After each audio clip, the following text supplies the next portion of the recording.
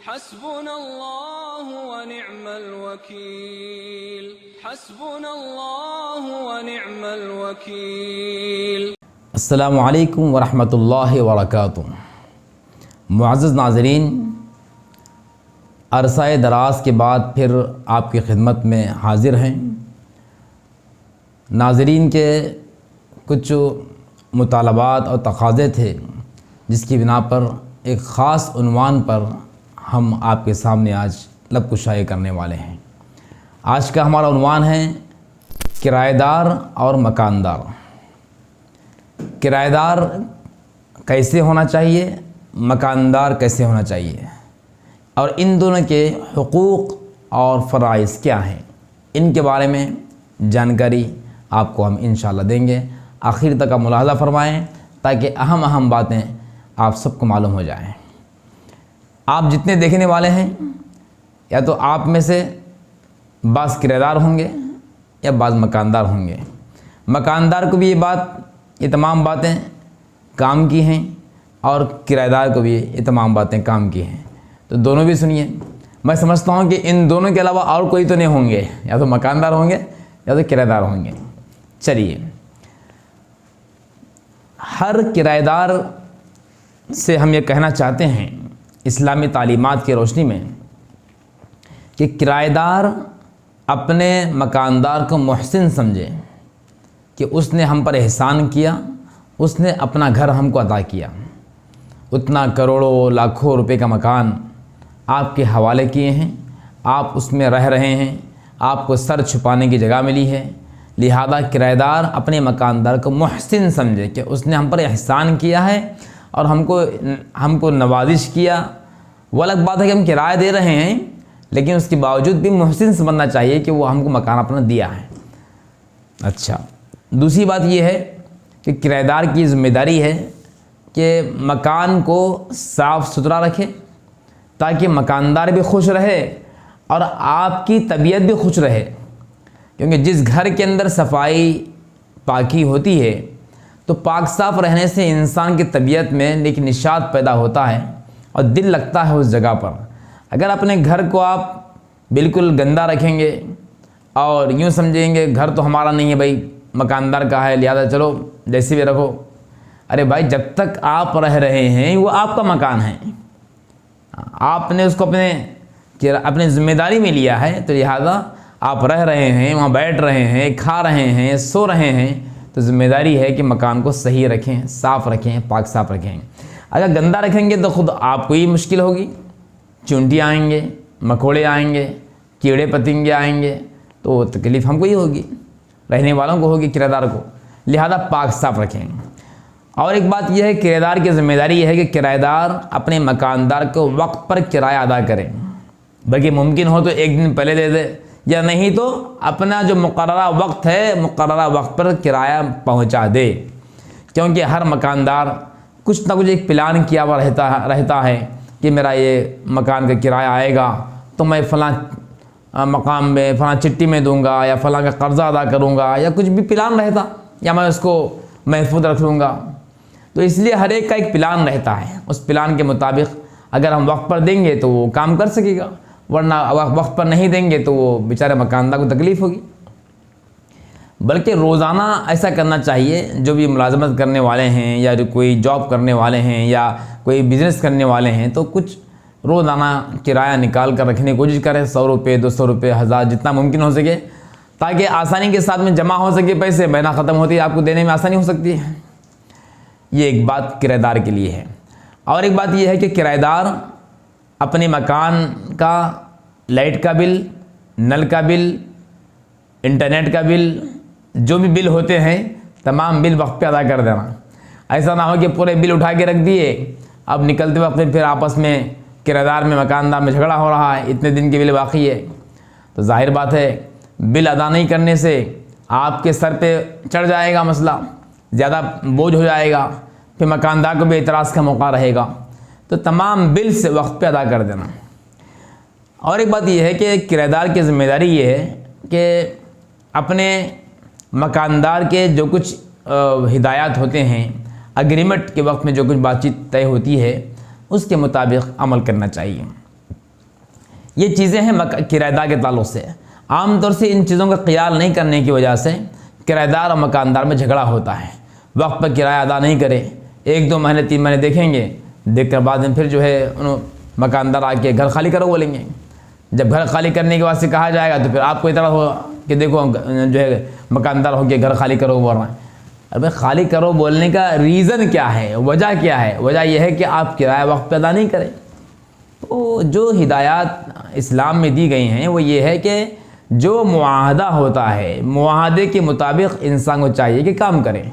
जो अहद किए हैं हम फ़लाँ तारीख़ को किराया देंगे, लिहाजा किराया दीजिए। पाक साफ रखिए बिल्डिंग को या मकान को, जो भी आप जहाँ पे रह रहे हैं। ये तमाम चीज़ें हैं किराएदार से मुताल्लिक़। अगर इन चीज़ों का ख्याल रखेंगे तो किराएदार को आसानी होगी, जब तक वहाँ रहेंगे खुश व खुर्रम रहेंगे। अगर इस अंदाज से, खुश उसलूबी से, खुश अखलाक़ी से अगर रहेंगे किराएदार, आस तरफ के पड़ोसी से अगर अच्छा मिलजुल के रहेंगे, तो ये किराएदार उस मकान को छोड़कर जाने के बावजूद भी मकानदार याद करेगा क्या बेहतरीन किराएदार थे, कितने अच्छे किराएदार थे, कभी उनको कुछ बोलने की ज़रूरत नहीं पड़ी, कभी कुछ डांटने की ज़रूरत नहीं पड़ी। ऐसे किराएदार हमको बनना चाहिए, खुश अखलाक़ी वाले, खुश किरदार वाले, अच्छे किरदार वाले, अच्छे पाबंद, वादा खिलाफी नहीं करने वाले किराएदार बनना चाहिए। ये हिदायत थी किराएदार के वास्ते। अब आइए कुछ बातें हैं मकानदार के लिए। मकानदार को भी चाहिए कि अपने किराएदार को मोहसिन समझे। वो कैसे भाई? अभी हमने कहा, आप बोलेंगे कि अभी आप बोले किराएदार को बोले कि जो है मकानदार को मोहसिन समझना। अब मकानदार को बोल रहे हैं कि मकानदार भी किराएदार का मोहसिन समझे। हाँ, ऐसा ही है कि मकानदार अपने किराएदार का मोहसिन समझे कि वो किराएदार आपको किराया दे रहा है, वो आप पर एहसान कर रहा है। अगर आपको वो किराएदार किराया ना दे तो आपका कितना नुकसान होगा। आप खाली बिल्डिंग लेके बैठे हुए हैं, खाली सिर्फ जो है मकान लेके बैठे हुए हैं, कोई किराएदार नहीं आ रहा, कोई किराया नहीं दे रहा, तो जाहिर बात है आपकी पूरी बिल्डिंग आपके लिए जो है वबाल बन जाएगी या जो है बोझ बन जाएगा, आपको आमदनी का ज़रिया नहीं होगा। हाँ, तो मुश्किल होगा ना। तो किराया दे रहा है किराएदार, तो अल्लाह ने ज़रिया बनाया कि किराएदार के ज़रिए से आपको किराया मिल रहा है, इनकम मिल रही है, फ़ायदा हो रहा है। तो गोया कि किराएदार मोहसिन है मकानदार पर। तो मकानदार अपने किराएदार को मोहसिन समझे। दूसरी बात यह है कि मकानदार की ज़िम्मेदारी ये है कि किराएदार के साथ में हुस्न सलूक से पेश आए। वो किराएदार बेचारा मकान नहीं है बोल के या बड़ा मकान लेने के वास्ते या किसी और गर्ज से आपका मकान ले रहा है, तो इसका मतलब ये नहीं कि उसको पूरा निचोड़ दें आप, पूरा जो है उसको निचोड़ के जितना हो सके उतना किराया खींच के निकाल रहे हैं। किराया जो माहौल में चलता है उस माहौल के एतबार से मुकर्रर करना चाहिए और आसानी वाला किराया मुकर्रर करना चाहिए। मकानदार की ज़िम्मेदारी है। और मकानदार को ये ज़िम्मेदारी ये भी है कि अपने किराएदार से ये कहें कि देखो भाई, आप सहूलत से किराया दीजिए, 1 से लेकर 5 तारीख तक किराया दीजिए, कोई बात नहीं है। 1 तारीख को देना कोई ज़रूरी नहीं है, 1 से 5 तक दीजिए। इंसानी तकाज़े होते हैं, मजबूरियाँ होती हैं, परेशानी होती है, लिहाजा 1 से 5 तक या 5 से 10 तक एक 4-5 दिन की मोहलत वाला टाइम देना चाहिए। सिर्फ एक ही दिन मुकर्रर नहीं करना चाहिए ताकि जो है मुश्किल पेश ना आ जाए। उसी तरीके से मकानदार अपने किराएदार के साथ में झिड़की के साथ बात नहीं करना। हाँ, ये मत समझो कि हम बहुत बड़े लखपति हैं, करोड़पति हैं, अल्लाह ने हमको इतना बड़ा मकान दिया, इतनी बड़ी बिल्डिंग दी है अल्लाह ने, ये सोच के आप अकड़ के बात कर रहे हैं। याद रखिए, ये बिल्डिंग मकानदार के हाथ से निकलने में कुछ ज़्यादा वक्त नहीं निकल सकता। थोड़े दिनों के अंदर ही अल्लाह ने चाहा, हालत बदलना चाहे तो थोड़े ही दिन के अंदर ये बिल्डिंग के मालिक आप नहीं कोई और बन सकते हैं। हालत बदलने में कोई देर नहीं लगती। हाँ, याद रखिए। तो मकानदार कभी भी तकब्बुर के साथ, गुरूर के साथ, घुमंड के साथ बात नहीं करना। किराएदार अगर सता रहा है या वक्त पे काम नहीं कर रहे हैं, आप मोहब्बत से समझाइए, देखिए भाई ऐसा नहीं ऐसा करो। अगर आप ऐसा नहीं करेंगे एग्रीमेंट के मुताबिक, तो फिर जो है आपसे अगर नहीं हो सक रहा है तो आप बताइए, मकान खाली कर दीजिए, कोई बात नहीं, आप क्यों तकलीफ़ उठाते हैं। ऐसे अंदाज से बात कीजिए। झड़क के बात कर देना, उनके साथ में नाइंसाफ़ी करना या उनके ऊपर जुल्म करना, ये अच्छी बात नहीं है। और याद रखिए, मकानदार जब किराए किसी को दे रहा, जब किराए पर मकान दे रहा है तो वो किराए पर लेने वाले लोग देख समझ कर ही लेते हैं। 2 रूम वाला होना है, 3 रूम वाला होना है, जितना उनको ज़रूरत है वो हिसाब से लेते हैं। 3 रूम वाला होना तो 3 रूम वाला लेते हैं, या 2 रूम में चल सकता है काम तो 2 रूम लेते हैं, या 4 रूम का होना है तो 4 रूम का लेते हैं। हाँ, तो ये कंडीशन बात जगह लगाई जाती है कि इतने बच्चे अगर हैं तो हम नहीं देते आपको। 5 बच्चे हैं, 4 बच्चे हैं, 6 बच्चे हैं, तो इस तरह हम इतने बच्चे वालों को नहीं देते। याद रखिए, आपका वो घर ले रहे हैं, किराए पर ले रहे हैं, आपसे कुछ वो खाना पीना नहीं पूछ रहे हैं। आप क्यों ये जिम्मेदारी लगाते हैं, बच्चों की शर्त क्यों लगाते हैं? जब उनको वहाँ रहने की गुंजाइश है, जब वो रह रहे हैं तो ठीक है, आप बताइए। अगर मुनासिब है घर, ये बस हो सकता है, काफ़ी होता है तो लीजिए, आप इस तरह बोलिए। और ये अलबत्ता बोल सकते हैं कि बच्चे ज़्यादा कर रहे हैं तो घर ख़राब कर देते हैं, लाइन मार देते हैं, दीवारों पे लिखते हैं, करते हैं, तो उनको बोलना, देखो भाई अपने बच्चों को आप बताइए कि दीवार वगैरह साफ़ रखें, ख़राब ना करें। अगर इत्तेफाक से ख़राब कर दें तो अब लेते वक्त में जैसी दीवार है, आप छोड़ते वक्त में वैसा बना कर दे देना। इतना बोल दीजिए आप, ठीक है, ये काफ़ी है। महज औलाद की वजह से, ज़्यादा बच्चों की वजह से किसी को मकान नहीं देना और उनको रिजेक्ट कर देना, ये अच्छी बात नहीं है। हाँ, ये अल्लाह को शायद नागवार दिखेगा। क्यों? इसलिए कि औलाद देने वाले अल्लाह है। हाँ, अल्लाह है औलाद देने वाले। अब ये ज़्यादा कसीर अयाल कोई शख्स है तो उनको आप रिजेक्ट कर देना, उनको दूर कर देना, उनको हटा देना, ये अच्छी बात नहीं है। उनके दिल को तकलीफ़ होगी कि देखो मेरे ज़्यादा बच्चे हैं तो इसलिए मुझको घर नहीं दे रहे हैं। ऐसी बात नहीं है। वो ज़्यादा बच्चे घर को उठा के तो लेके नहीं जाते। हाँ, इतना ज़रूर है कि कुछ ख़राब वगैरह कर सकते हैं तो आप उसकी कंडीशन लगा देना चाहिए। तो मकानदार से हम कहना चाहते हैं कि ये चंद चीज़ों का ख्याल रखें और मोहलत दें, बेचारे को जो है मोहलत दें, सहूलत दें। हाँ, और उसी तरीके से लाइट का बिल है, नल का बिल है, वो वक्त पर अदा करने के वास्ते ज़िम्मेदारी दें। अगर अदा नहीं किए हैं तो 1 महीने सहूलत दें। उसके बाद फिर आप उनको पाबंद कर देंगे, देखो भाई आप वक्त पे नहीं दे रहे हैं, लिहाजा अगर आइंदा ऐसा करेंगे तो फिर आपको हम वार्निंग दे रहे हैं, आइंदा अगर ऐसी सूरत हाल रहेगी तो फिर आपको खाली करना पड़ेगा। किसी को अचानक घर खाली करो वो नहीं बोलना है। वैसे एग्रीमेंट के अंदर भी लिखा हुआ रहता है कि 2 महीने 3 महीने पहले बोलना, लेकिन कभी कभी बाद मकानदार ऐसे सख्त मिजाज के होते हैं, अल्लाह उनको हिदायत दे, कि बिल्कुल आज आके बोल दे कल आपको खाली करना है।